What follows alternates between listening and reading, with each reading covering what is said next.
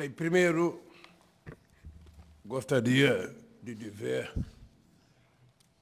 às autoridades aqui presentes, Suas Altezas, aos presidentes, aos primeiros ministros, de que a natureza ela continua dando demonstração de que nós precisamos cuidar dela com muito mais carinho.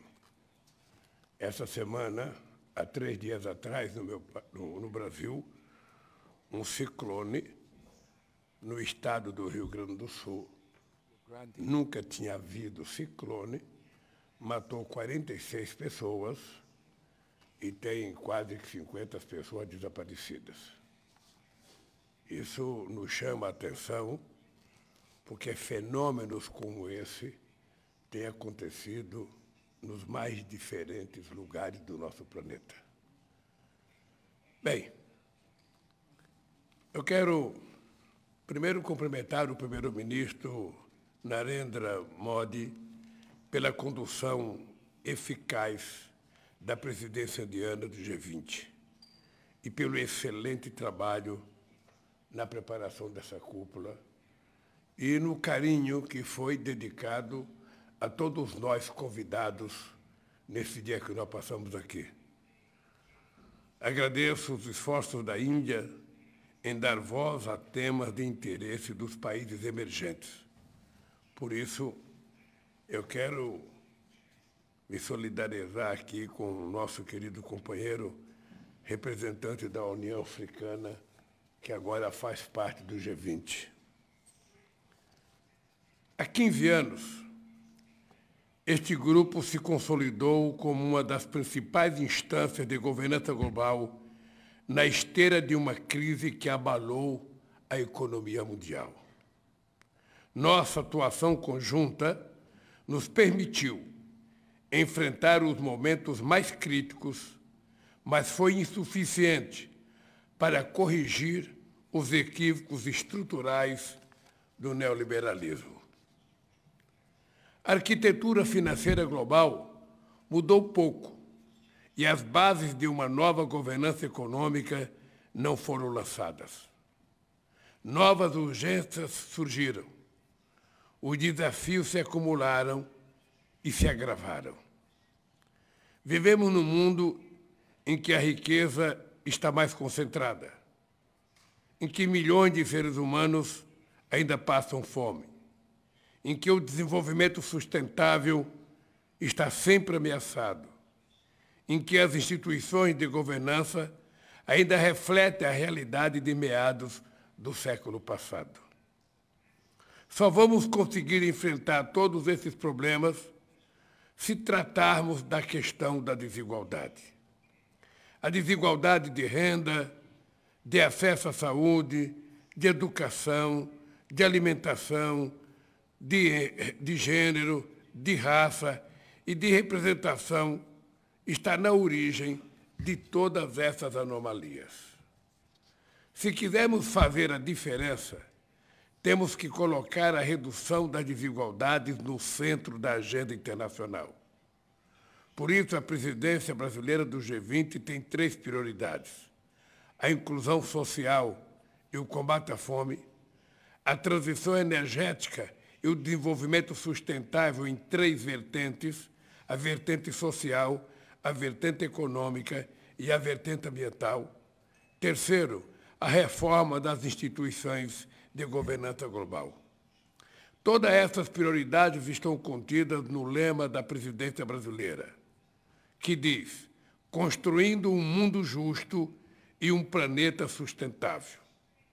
2 forças-tarefas serão criadas: a Aliança Global contra a Fome e a Pobreza e a Mobilização Global contra a Mudança do Clima. Precisamos redobrar os esforços para alcançar a meta de acabar com a fome no mundo até 2030. Caso contrário, estaremos diante do maior fracasso multilateral dos últimos anos. Agir para combater a mudança do clima exige vontade política e determinação dos governantes e também recursos e transferência de tecnologia.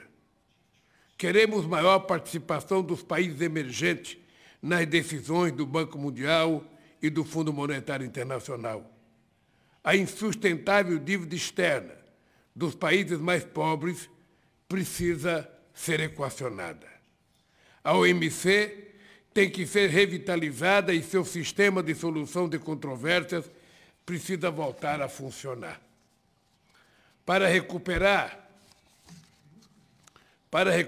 sua força política, o Conselho de Segurança da ONU precisa contar com a presença de novos países em desenvolvimento entre seus membros permanentes e não permanentes.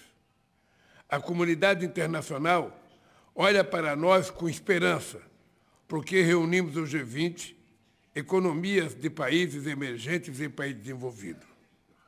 Representamos 80% do PIB global, 75% das exportações e cerca de 60% da população mundial. Para assegurar que o G20 atue de forma inclusiva e coerente, o Brasil pretende organizar os trabalhos em torno de 3 orientações gerais. Primeiro, nós vamos fazer com que as trilhas políticas e de finanças se coordenem e trabalhem de forma mais entregada. Não adianta acordarmos a melhor política pública se não alocarmos os recursos necessários para a sua implementação. Segundo, nós temos de ouvir a sociedade. Não existe governo sem sociedade. A presidência brasileira vai assegurar que os grupos de engajamento tenham a oportunidade de reportar suas conclusões e recomendações aos representantes do governo. Terceiro, nós não podemos deixar que questões geopolíticas sequestrem a agenda de discussões das várias instâncias do G20. Não nos interessa um G20 dividido. Só com uma ação conjunta é que podemos fazer frente aos desafios dos nossos dias. Precisamos de paz e cooperação em vez de conflito. O caminho que nos levará de Nova Delhi ao Rio de Janeiro exigirá de todos muita dedicação e empenho. Os grupos técnicos e as reuniões ministeriais preparatórias serão sediadas em várias cidades de todas as 5 regiões do nosso país. Por isso, nós acolheremos os integrantes do G20 de braços abertos e precisamos efetivamente do apoio de todas as pessoas, inclusive a experiência dessa bem-sucedida cúpula feita no nosso querido país, que é a Índia. Terei a honra de receber todos vocês na cúpula do Rio de Janeiro em novembro de 2024.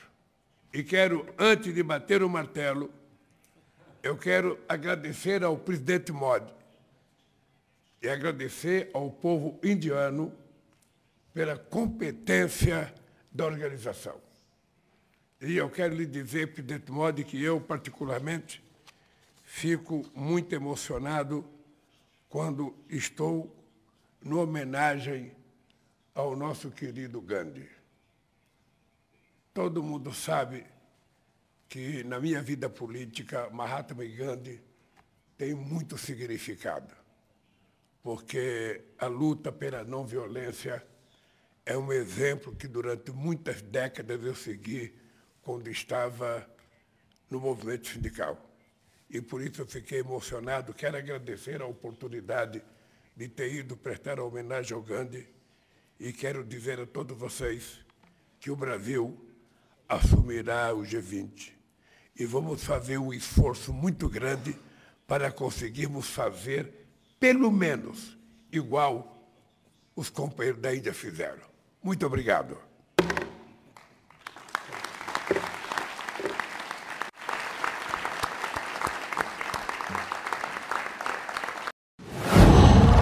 Qual?